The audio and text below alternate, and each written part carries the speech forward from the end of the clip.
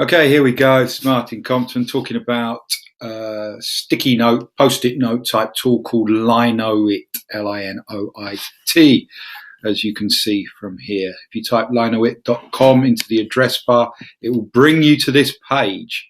Now, I can create an account if I want, in the old-fashioned way where you type a name and think of a password or whatever, but I can sign up with a Google account. If I click on sign up, I can sign up with a Google account. Because I've already got one, I can just now log in with an existing Google account, and you'll see that this is something of a theme that runs through today.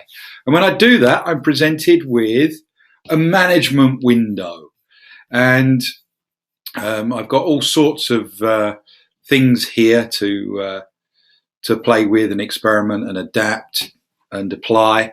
But the main area that I'm interested in is this one up here. You will have a couple of trial canvases and things down here. I would urge you not to fiddle with those because the settings are a little bit different on the ones that already exist. So what I would urge you to do is actually create a new canvas, because see what it says here? You can create as many canvases as you like. It's free, so let's exploit it while it's there, while it's free. Let's play with it. I think this is a great organization tool. It can be used for lesson planning. It can be used for resource sharing, stretch and challenge, extension work, collating materials, uploading materials, all sorts of things. And if you like things visual, then you might find that this is the perfect tool for you. I know, for example, that a lot of students with dyslexia really favor this and similar tools as a way of organizing their ideas when it comes to writing or reviewing material that's been covered in a class. And that can apply to any curriculum area and pretty much any level. I spoke to somebody the other day who works with students entry 1 and 2 ESOL, and they're all making their own ones of these. And the results are actually pretty outstanding. It's fantastic. So I'm in my new area. Here we go. I'm going to create a new canvas. And one of the odd foibles of Linoit is that when you create the name of it, so let's call this one Ealing and Hammersmith, what happens is that becomes the URL. And so it interprets the spaces as things that need to be interpreted up here. And it gives you a horrible, ugly URL. So I try and keep these titles at this stage nice and brief. So I end up with a really nice, short URL. Now, as you can see here, I've got solid colors, recommended colors, basic standard colors, and I can even upload a background image. That can get a little bit messy. I like the solid ones because they're pastel, suits the eye. It's better for a broader sort of inclusive practice. So I've put my title. I'm going to choose a nice pastel-y background, and see here I've got 3 options. It's fundamental you get this right, because if you use it for your own private use and then you send the link, anyone clicking on that link won't see anything. They'll get an error message. So if I don't want other people to be able to post to it, I choose show stickies to everyone. If I want other people, i.e. my students or my colleagues, to be able to contribute to it, I click everyone may post stickies. For the most part, I tend to use this one, show stickies to everyone. And that means that it's just something that I create, and then people can access the materials on that and not overlay it with their own stuff or vandalize it or whatever. Not that I think that might happen, to be honest with you. So just to summarize, create a new canvas, give it a title, show stickies to everyone, and then create canvas. Okay, so there we are, nice blank canvas, and all I do if I want to put something on it is drag the post-it note in and insert my content. I showed you this briefly on the general introductory video, but there are a few things that you can do that are really useful to know. Tagging is if you want this to be searchable, and I don't think that's necessarily appropriate. You can have private post-its on a public board as well, which is also quite interesting. So let's see what I can do here. If I select that, I can change my font to a different color.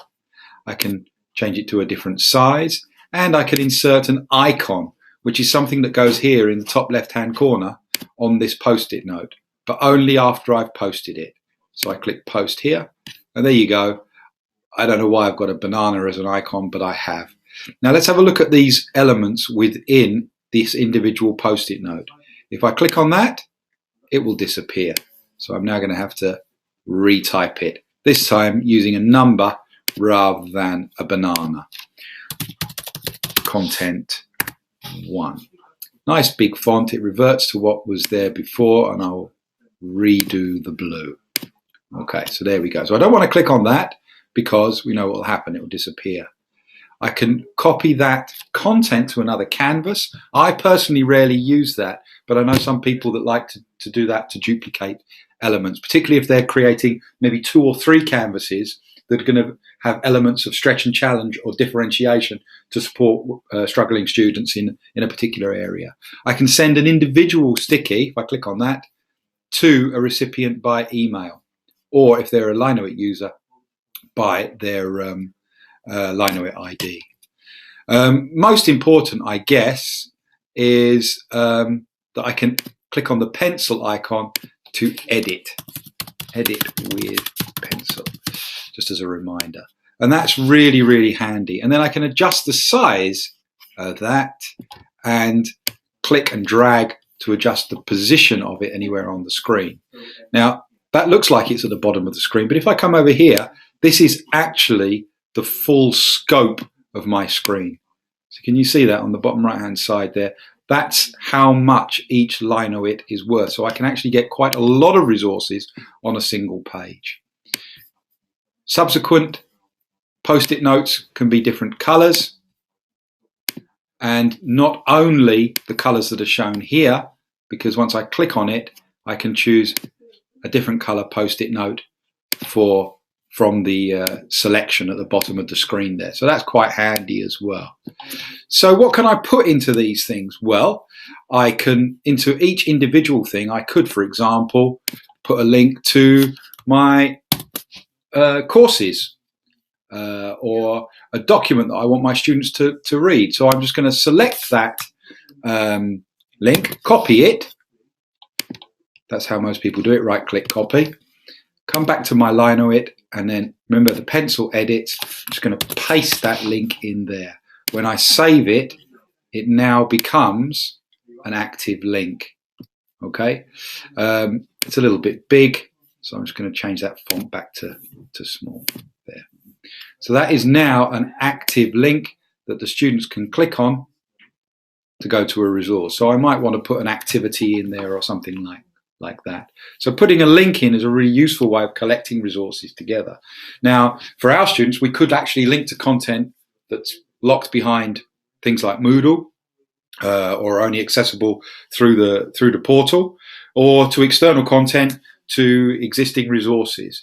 Now, one of the things that we tend to use quite a lot of course, are videos, and Linoit accommodates that. If I paste a Vimeo, YouTube, or Ustream video link into here, it will display an icon and play that video in that screen. So let's try that. I'm going to go to YouTube.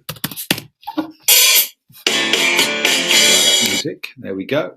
I'm going to copy the URL for that video, come back here and paste it in. And then I'm going to click post and see what happens. There you go. I've now got a video that will play in screen. If I want to watch it full screen, I can go here. I'm just going to pause that for a moment, because you might see this as an opportunity to host multiple videos. Let's have a look at this. We can teach you. Oh, now that one's thrill a minute by the looks of things. And I'm going to paste that in there and post that. So now I've got 2 videos in the same Linoit page. Okay, I play that. Okay. If I then flick back to this and play this, it will stop that one and play that one. Okay. So I can have multiple videos in here, and don't forget, like I said before, I've got the whole screen to play with. I can also, using this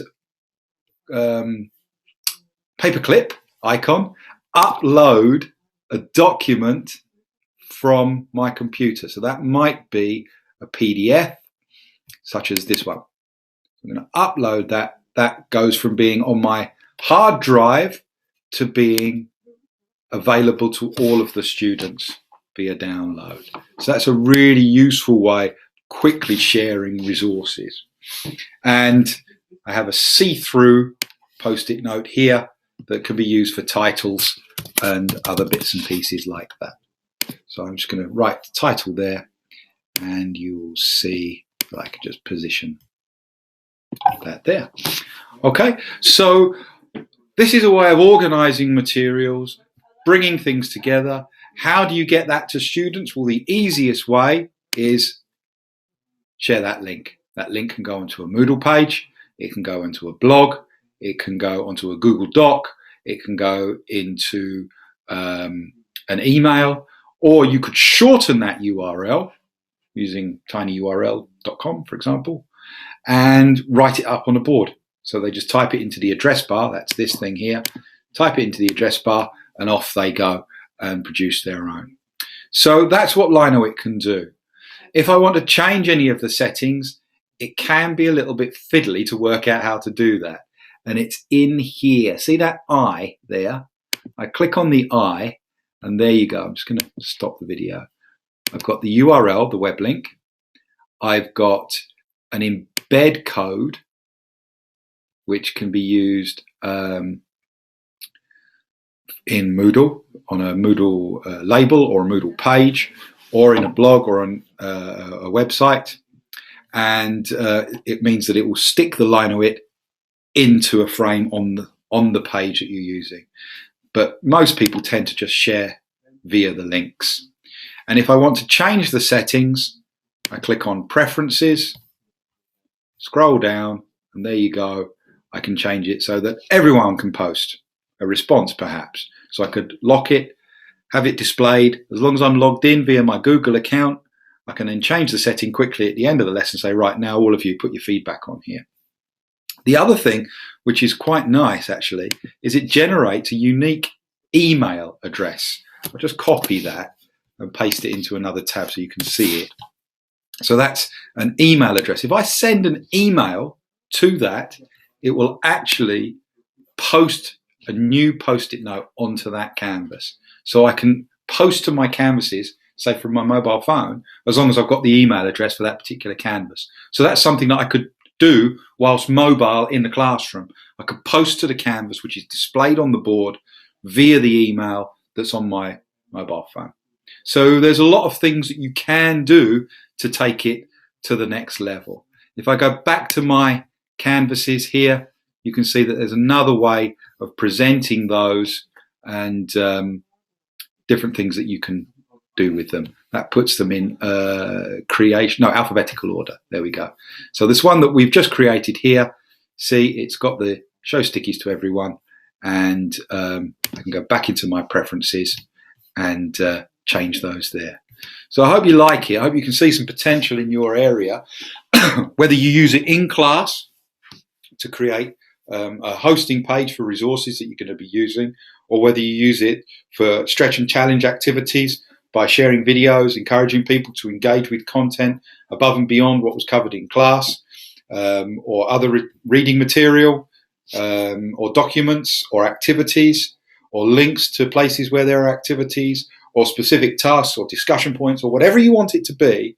This is a really good way, I think, of doing that in a simple, readily understood interface. One of the problems that we find, of course, is that some of the language of using computers, click here, do this, all of that kind of stuff, actually doesn't translate as widely as we might think it does. But I think by now, anyone studying in the UK understands the the post-it note analogy that's being used here, and I think that actually makes a difference. And it gives you a point of reference to make it easier. And for the most part, it's just a case of clicking on something, click play, or click the link, or drag something at the extreme. So the technical skills needed are minimal. It's just up to you to create that account, organize the materials, and share these with your colleagues as well. If you've got a particularly useful one or a good one, find a way of sharing that via Moodle or some other sharing mechanism. Show each other at meetings and so on and so forth. Okay, so thank you very much. Just to reiterate, there is a new e-teaching course starting in January. By the time you're watching this video, I'm not sure whether there'll be any places left. They seem to have been quite popular all the way along, but that's when it starts. So if you are interested, you can inquire via Navta or me directly. Martin, there's contact details there about places. And it's this kind of thing that we focus on and create, not just the technology, but about the pedagogy, about the application, about what it can do for you and your team and your students, most importantly, to really enhance teaching and learning. Thanks for listening.